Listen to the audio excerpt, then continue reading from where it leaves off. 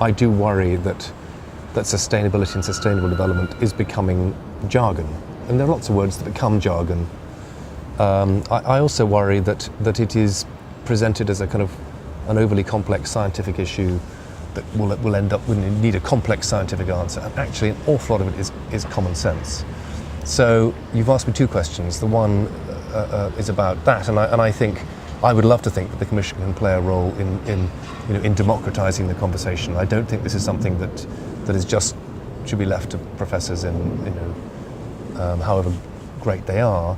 I think it's something because the solutions to it are so intimately involve behaviour change by all of us, not just by a few. I think it needs to be a wider conversation.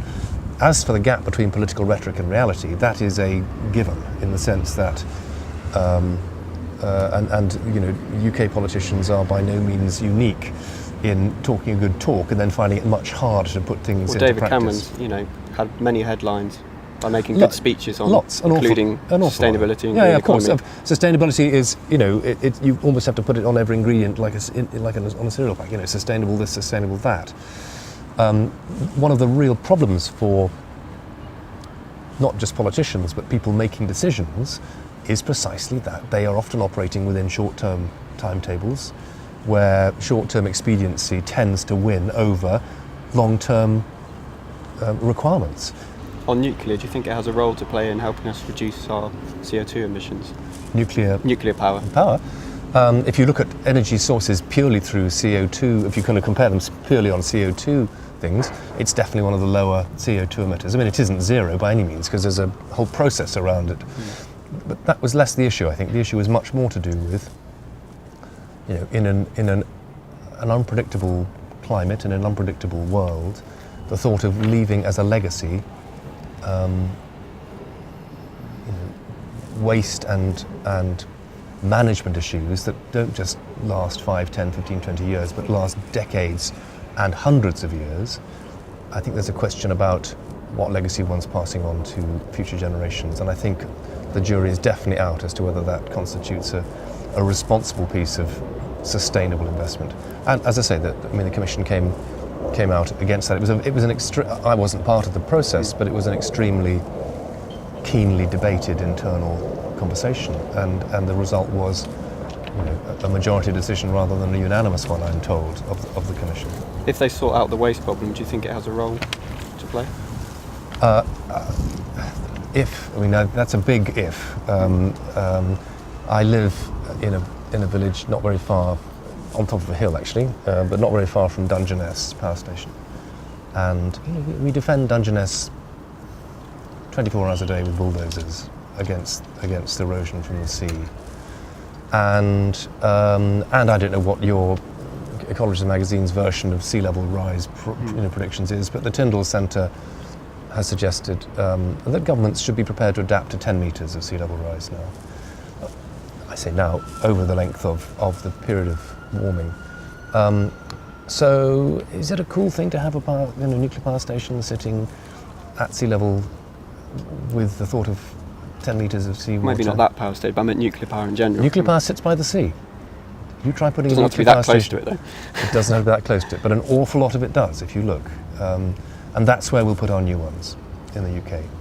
Does GM, genetically modified technology, have a role to play in sustainable development? Well, I'm going to say I don't know, because personally I don't know, and I haven't been long enough in the job to know. You've got a background in development. But I think I have got a background in development, and I've been on the receiving end of countries where, with their populations facing dramatic food shortages, they have banned the import of genetically modified foods because they are concerned, or were concerned at the time, of they're basically adopting the precautionary principle. So states operate very differently around genetically modified food. I've also eaten, hamburgers in the United States, and the full knowledge that the millions also have, and there's no great consequences. I think it's a debate that is being had now. And the food security report that DEFRA produced 2 or 3 days ago clearly hasn't discarded the possibility that GM is going to be part of that food problem. If you look at the supply and demand thing, if you look at the tangle of issues around population, around soil condition, around pollinating insects, around water availability, around climate, weather variability, and don't come to the conclusion that food supply is going to be a problem, then I don't think you're interrogating the information well enough. So food supply, I think, is going to be an issue. And it gets complicated around, because at the same time as we have huge numbers of people with inadequate food around the world, we've also got a burgeoning obesity problem. So food and diet and sustainability is a very important issue. Your question was, is GM part of it? It may well be part of it. I wouldn't be the one to say it definitely wouldn't be.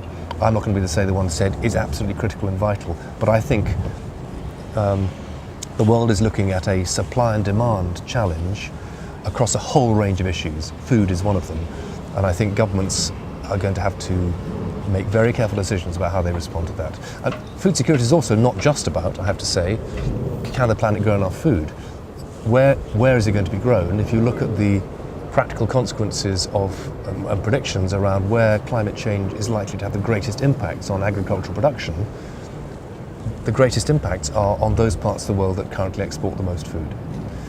North America, bits of Latin America, North Africa, Australia basically. Those are our food exporting, bulk exporting countries, and they're the ones that will suffer potentially 50% reductions in food production. So there's a big tangle of things in there. We have an election, general election, inevitably coming up before next summer. How can we have the issues that we know are important part of the national debate rather than marginalised? The decisions that government will need to take in the next 5 years are absolutely fundamental decisions.